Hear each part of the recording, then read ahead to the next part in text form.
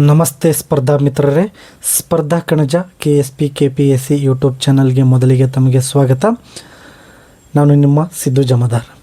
ಇವತ್ತಿನ ಈ ಒಂದು ತರಗತಿಯಲ್ಲಿ ಕರೆಂಟ್ ಅಫೇರ್ಸ್ ಪ್ರಚಲಿತ ಘಟನೆಗಳು 2026ಕ್ಕೆ ಸಂಬಂಧಿಸಿದಂತೆ ಮುಂಬರುವ civil police constable CAR DAR police constable ಪರೀಕ್ಷೆಗೆ ಉಪಯುಕ್ತವಾಗುವ ನಿಟ್ಟಿನಲ್ಲಿ ಈ ಒಂದು ತರಗತಿಯನ್ನು ನೋಡೋಣ.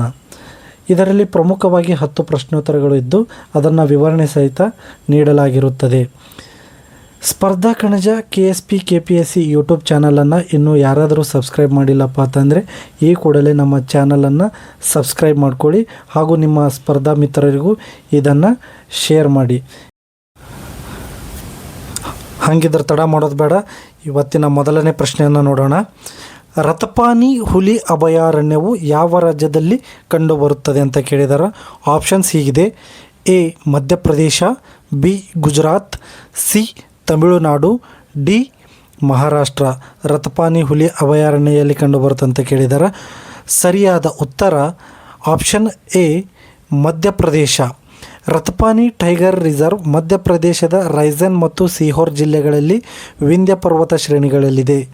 ಇದು ಸುಮಾರು 1271 ಚದರ ಕಿಲೋಮೀಟರ್ ವಿಸ್ತೀರ್ಣದಲ್ಲಿದ್ದು ನರ್ಮದಾ ನದಿಗೆ ಉತ್ತರದಲ್ಲಿದೆ ಹಾಗೂ ಕೋಲಾರ ನದಿಯ ಪಶ್ಚಿಮ ಗಡಿಯಲ್ಲಿ ಹರಡಿಕೊಂಡಿದೆ. Question number 2. ಇತ್ತೀಚೆಗೆ ಸುದ್ದಿಯಲ್ಲಿ ಕಾಣಿಸಿಕೊಂಡ ಭದ್ರಕಾಳಿ ಶಾಸನ ಯಾವ ದೇವಾಲಯದ ಬಗ್ಗೆ ಮಾಹಿತಿ ದಾಖಲಿಸಿದೆ? ಆಪ್ಷನ್ ನಂಬರ್ A ಸೋಮನಾಥ ದೇವಸ್ಥಾನ ಗುಜರಾತ್, ಆಪ್ಷನ್ B ತಿರುಮಲ ವೆಂಕಟೇಶ್ವರ ದೇವಸ್ಥಾನ ಆಂಧ್ರ ಪ್ರದೇಶ, ಆಪ್ಷನ್ C ಕಾಶಿ ವಿಶ್ವನಾಥ ದೇವಸ್ಥಾನ ಉತ್ತರ ಪ್ರದೇಶ, ಆಪ್ಷನ್ D ಜಗನ್ನಾಥ ದೇವಸ್ಥಾನ ಒಡಿಶಾ. ಸರಿಯಾದ ಉತ್ತರ A ಸೋಮನಾಥ ದೇವಸ್ಥಾನ ಗುಜರಾತ್. ಭದ್ರಕಾಳಿ ಶಾಸನವು 12ನೇ ಶತಮಾನದ ಪ್ರಮುಖ ದಾಖಲೆಯಾಗಿದ್ದು ಸೋಮನಾಥ ದೇವಸ್ಥಾನದ ಇತಿಹಾಸ, ಅಭಿವೃದ್ಧಿ ಮತ್ತು ರಾಜಾಶ್ರಯವನ್ನು ದೃಢಪಡಿಸುತ್ತದೆ. ಇದು ಗುಜರಾತ್ನ ಪ್ರವಾಸ ಪಟ್ಟಣದಲ್ಲಿರುವ ಭದ್ರಕಾಳಿಯ ದೇವಸ್ಥಾನದ ಗೋಡೆಯ ಮೇಲೆ 1169 CEಯಲ್ಲಿ ಕೆತ್ತಲಾಗಿದೆ.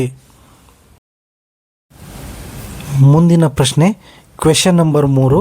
ಇತ್ತೀಚೆಗೆ ಸುದ್ದಿಯಲ್ಲಿ ಕಾಣಿಸಿಕೊಂಡಿದ್ದ ಉಂಬಿಲೋ ಶ್ರೀ ಅಂಬಲವನಾರ ಆಲಯ ದೇವಸ್ಥಾನ ಯಾವ ದೇಶದಲ್ಲಿ ಇದೆ? Option A Qatar, B Dakshina Africa, C Egypt, D United Arab Emirates. ಸರಿಯಾದ ಉತ್ತರ ದಕ್ಷಿಣ ಆಫ್ರಿಕಾ, B ಆಪ್ಷನ್ ಸರಿಯಾಗಿದೆ. ಡರ್ಬನ್ನಲ್ಲಿರುವ 151 ವರ್ಷ ಹಳೆಯದ ಉಂಬಿಲೋ ಶ್ರೀ ಅಂಬಾಲವನಾರ ಆಲಯ ದಕ್ಷಿಣ ಆಫ್ರಿಕಾದಲ್ಲಿದೆ. 1875ರಲ್ಲಿ ಭಾರತೀಯ ಕಾರ್ಮಿಕರು ನಿರ್ಮಿಸಿದ ಈ ದೇಗುಲ ಆಫ್ರಿಕಾದ ಅತ್ಯಂತ ಹಳೆಯ ಹಿಂದೂ ದೇವಸ್ಥಾನವಾಗಿದೆ. ಇದನ್ನು ಕಟೋ ಮ್ಯಾನರ್ ಸೆಕೆಂಡ್ ರಿವರ್ ಟೆಂಪಲ್ ಎಂದು ಕೂಡ ಕರೆಯುತ್ತಾರೆ. ಮುಂದಿನ ಪ್ರಶ್ನೆ ಕ್ವೆಶ್ಚನ್ ನಂಬರ್ 4. ಬದಲಾವಣೆಯ ಯುವ ರಾಯಭಾರಿಗಳು ಕಾಳಜಿಯುಳ್ಳ ಸಮುದಾಯಕ್ಕಾಗಿ ಮೌಲ್ಯಗಳು ಎಂಬ ಮೌಲ್ಯ ಶಿಕ್ಷಣ ಕಾರ್ಯಕ್ರಮವನ್ನು ಜನವರಿ 2026ರಲ್ಲಿ ಯಾವ ರಾಜ್ಯದಲ್ಲಿ ಆರಂಭಿಸಲಾಯಿತು? ಆಪ್ಷನ್ಸ್ ಹೀಗಿದೆ: ತಮಿಳುನಾಡು, ಮಹಾರಾಷ್ಟ್ರ, ಒಡಿಶಾ, ರಾಜಸ್ಥಾನ. ಸರಿಯಾದ ಉತ್ತರ ತಮಿಳುನಾಡು ಸರ್ಕಾರ. ಬದಲಾವಣೆಯ ಯುವ ರಾಯಭಾರಿಗಳು ಕಾಳಜಿಯುಳ್ಳ ಸಮುದಾಯಕ್ಕಾಗಿ ಮೌಲ್ಯಗಳು ಕಾರ್ಯಕ್ರಮವನ್ನು 2026 ಜನವರಿಯಲ್ಲಿ ತಮಿಳುನಾಡಿನ ಕಡ್ಜೂರ್ನ ಸರ್ಕಾರಿ ಅಡಿ ದ್ರಾವಿಡರ ಪ್ರಾಥಮಿಕ ಶಾಲೆಯಲ್ಲಿ ಆರಂಭಿಸಲಾಯಿತು. Question number 5. ಕಿಚನ ಬಾಗೋರಿಯಾ ಹಬ್ಬವನ್ನು ಯಾವ ಸಮುದಾಯ ಆಚರಿಸುತ್ತವೆ?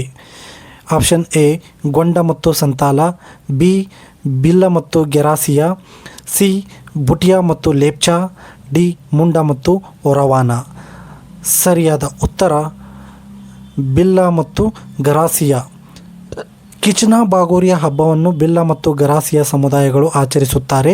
ಇದು ಪಶ್ಚಿಮ ಮಧ್ಯಪ್ರದೇಶ ಹಾಗೂ ದಕ್ಷಿಣ ರಾಜಸ್ಥಾನದಲ್ಲಿ ಪ್ರತಿ ಮಾರ್ಚ್ ತಿಂಗಳಲ್ಲಿ ಹೋಳಿ ಹಬ್ಬಕ್ಕೂ ಮೊದಲು ಸುಮಾರು 7 ದಿನಗಳ ಕಾಲ ಈ ಹಬ್ಬವನ್ನು ಆಚರಣೆಯನ್ನು ಮಾಡುತ್ತಾರೆ. ಮುಂದಿನ ಪ್ರಶ್ನೆ ಆರ್ಥಿಕ ಸಮೀಕ್ಷೆ 2025-26ರ ಪ್ರಕಾರ ಭಾರತದಲ್ಲಿ generative artificial intelligence AI startup ಕ್ಷೇತ್ರದಲ್ಲಿ 39% ಹಂಚಿಕೆಯಿಂದ ಮುಂಚೂಣಿಯಲ್ಲಿರುವ ರಾಜ್ಯ ಯಾವುದು ಅಂತ ಕೇಳಿದರೆ ಆಪ್ಷನ್ಸ್ ಹೀಗಿದೆ: ಗುಜರಾತ್, ತಮಿಳುನಾಡು, ಕರ್ನಾಟಕ, ಕೇರಳ. ಸರಿಯಾದ ಉತ್ತರ ಆಪ್ಷನ್ C ಕರ್ನಾಟಕ ಮುಂಚೂಣಿಯಲ್ಲಿದೆ.